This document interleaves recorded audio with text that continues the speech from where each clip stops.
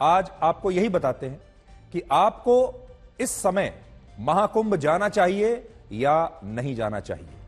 आज हम ये कहना चाहते हैं कि महाकुंभ जाने से पहले जरा सोच लीजिए। जो सड़क मार्ग और हाईवे प्रयागराज को उत्तर प्रदेश के दूसरे जिलों से, शहरों से और राज्यों से जोड़ते हैं, उन सभी सड़कों पर इस समय भीषण ट्रैफिक जैम लगा हुआ है। अनुमान है कि इस ट्रैफिक जैम में 5 लाख से ज्यादा गाड़ियों में 22 से 25 लाख लोग फंसे हो सकते हैं। यह शायद भारत के इतिहास का सबसे लंबा ट्रैफिक जैम होगा, जिसमें लगभग 22 से 25 लाख लोग इस जैम में फंसे हुए हैं। इन लोगों के लिए एक खास शब्द का इस्तेमाल हो रहा है और वो है रोड अरेस्ट। अंग्रेजी का शब्द है।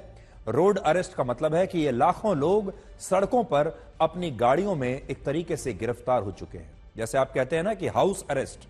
हाउस अरेस्ट का मतलब यह है कि आपको आपके घर में ही अरेस्ट कर दिया गया है और आप अपने घर से बाहर नहीं निकल सकते। बड़े बड़े नेताओं को कई बार हाउस अरेस्ट किया जाता है।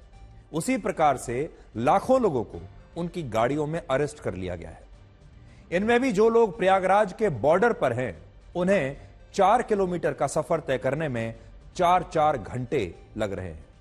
सबसे बड़ी बात यह है कि ट्रैफिक जैम में फंसे बहुत सारे लोग गूगल मैप्स को लेकर बहुत शिकायत कर रहे हैं, क्योंकि जब ये लोग गूगल मैप्स पर देखते हैं कि प्रयागराज जाने में कितना समय लगेगा, तो उन्हें प्रयागराज के पूरे रास्ते में कोई ट्रैफिक जैम नहीं दिखता।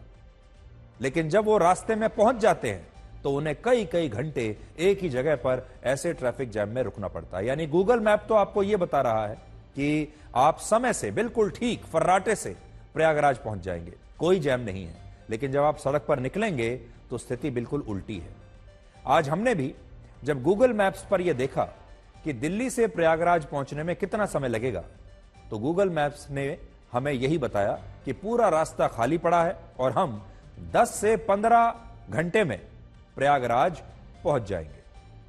लेकिन इसी दौरान जब हमने अपने संवाददाताओं से, जो ग्राउंड पर थे, हमारे रिपोर्टर्स, उनसे पूछा कि प्रयागराज के आसपास दिल्ली से आने वाले सड़क मार्गों पर कितना बड़ा जैम है, तो उन्होंने बताया कि प्रयागराज से 30 से 40 किलोमीटर पहले अब भी ट्रैफिक जैम लगा हुआ है।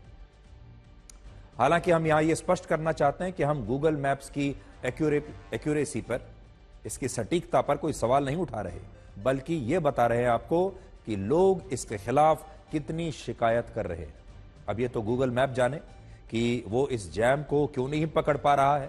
अगर आप सोच रहे हैं कि सड़क से प्रयागराज जाना मुश्किल है, ट्रेन से चले जाएंगे, तो ये तस्वीरें देख लीजिए। ट्रेन से प्रयागराज पहुंचना महायुद्ध लड़ने से कम नहीं है। ट्रेनों में जबरदस्त भीड़ है।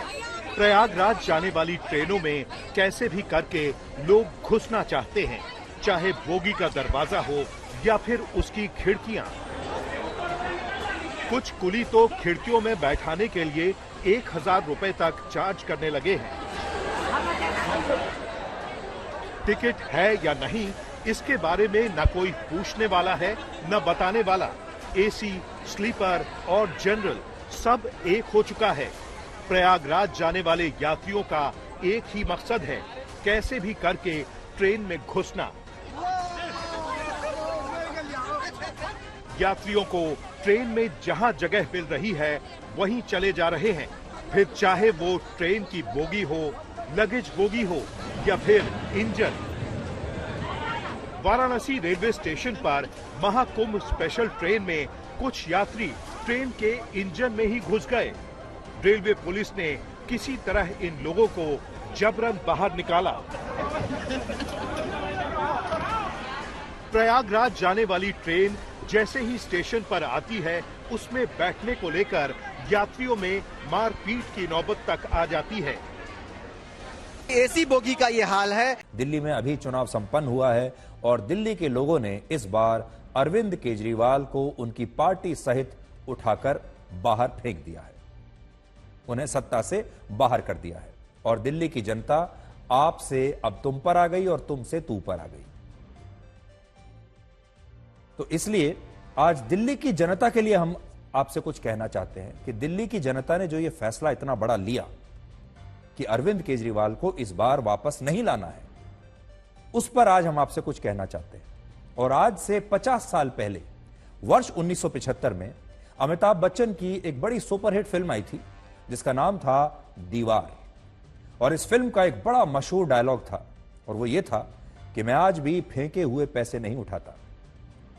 इस बार के चुनाव में दिल्ली के 1.5 करोड़ वोटर्स ने असल में केजरीवाल को यही बताया है कि वो फेंके हुए पैसे अब नहीं उठाते।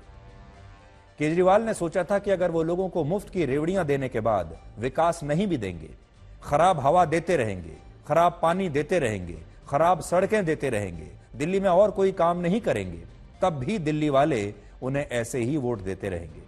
क्योंकि वो सिर्फ इसलिए क्योंकि वो मुफ्त बिजली, पानी और दूसरी मुफ्त की रेवड़ियां लोगों को दे रहे थे। लेकिन इस बार लोगों ने वही डायलॉग बोल दिया जो अमिताभ बच्चन ने दीवार फिल्म में कहा था और कह दिया कि वो अब फेंके हुए पैसे नहीं उठाते। और इसके लिए आज दिल्ली के लोगों की जमकर तारीफ होनी चाहिए। अब देखिए, केजरीवाल की स्थिति इस समय बहुत अच्छी नहीं है। उसके 2-3 कारण हैं। केजरीवाल के पास इस समय कोई संवैधानिक पद नहीं है, ना तो वो एमएलए हैं, ना वो एमपी हैं, ना ही इसके अलावा उनके पास कोई और संवैधानिक पद है। ऊपर से बहुत सारी कानूनी कार्रवाई उन पर चल रही है, बहुत सारे कानूनी मामले, भ्रष्टाचार के आरोप, घोटाले उन पर लगे हुए हैं और वो मामले अदालत में हैं। जेल वो जा चुके हैं, अभी जमानत पर बाहर है। आगे आने वाले समय में कुछ भी हो सकता है, कोई नए मामले भी और उनके ऊपर नई एफआईआर भी दायर हो सकती हैं और उनके ऊपर नई नई जांच भी बैठ सकती है। ऐसे समय में किसी भी नेता को एक संवैधानिक प्रोटेक्शन चाहिए होती है, एक संवैधानिक शील्ड उन्हें चाहिए होती है। नेताओं को सरकारी बंगला चाहिए होता है, सरकारी सुरक्षा चाहिए होती है और सरकारी सुविधाएं चाहिए होती हैं। और अगर वो किसी संवैधानिक पद पर होते हैं तब एजेंसियों को अगर उन्हें गिरफ्तार भी करना है तो पहले कुछ परमिशन लेनी होती है। तो एक तरीके से संवैधानिक पद का दुरुपयोग कई बार नेता करते हैं। इस समय केजरीवाल को सबसे सख्त जरूरत ऐसे ही किसी संवैधानिक कवच की है और वो उन्हें तभी मिल सकता है जब या तो वो कहीं के मंत्री बने, एमपी बने, एमएलए बने या फिर पंजाब के मुख्यमंत्री ही बन जाएं। क्योंकि अगर वो पंजाब के मुख्यमंत्री बन जाते हैं तो उनके लिए यह लड़ाई लड़ना आसान हो जाएगा, क्योंकि पूरी पंजाब की सरकार की ताकत उनके पीछे आ जाएगी, पूरी पंजाब की पुलिस उनके पास होगी। आज भारत जैसे संस्कारी देश में ऐसे तमाम इन्फ्लुएंसर्स के बीच व्यूज पाने की रेस चल रही है। लोग जानते हैं कि इनके पास कोई खास टैलेंट नहीं, इसलिए ये सबसे आसान रास्ता चुनते हैं और यह रास्ता है आपत्तिजनक, अभद्र और अश्लील कंटेंट बनाकर पैसे कमाने का। यह बहुत आसान सा काम है, कोई भी कर सकता है। इस कंटेंट की वजह से हमारे देश के युवा भटकने लगे हैं। बहुत सारे लोगों को यह अश्लील कंटेंट अच्छा भी लगता है और कुछ कुंठित लोग इसे देखकर तालियां भी बजाते हैं।